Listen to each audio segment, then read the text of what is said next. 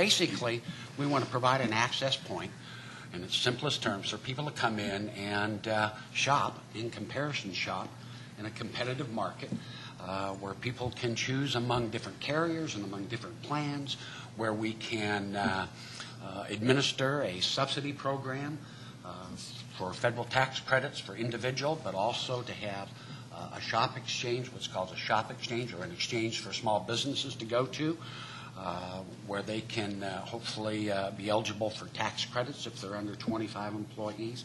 It's many of the same things that John put up there. I think the biggest difference, and I always like to say, and even though I think John's still over there, the grass is brown on both sides of the fence.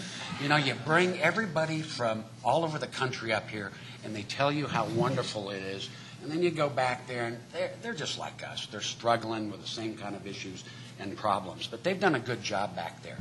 But I think our exchange, because of the reforms coming in 2014, is a little different. We're going to have about 1.1 or 1.2 million people, both the Medicaid and the commercial side, come through that front portal of the exchange. Very different than a 200,000. We had a small group program in the 90s in Oregon with about 37,000 people. That goes back to the middle 90s. It's going to be very different just in terms of its magnitude, 1.1 million. And when you combine that with the other lives that the Health Authority is responsible for, Public Employees Benefit, as well as the Oregon Educational Board, you're talking about kind of a system now that's going to be looking at about 1.5 million people that we're going to be purchasing health care for. So our objective, while is to have a great shopper's experience and have people come in, our real objective is how can we influence the cost of health care with 1.5 million lives?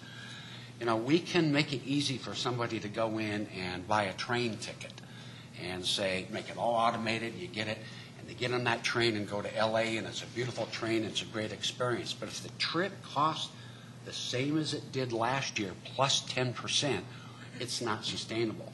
So the only way the exchange, and I think its mission, is really to look at the health, the quality, the value, but is also to look at how we come together with all the programs to hopefully begin to bend that cost curve. So, by the way, read the bill, 99A, Section 2, Subsection 2, and you can get the 17 mission pieces that are there if you would like to do that. But it's, I think that's overall, it's health and good experience.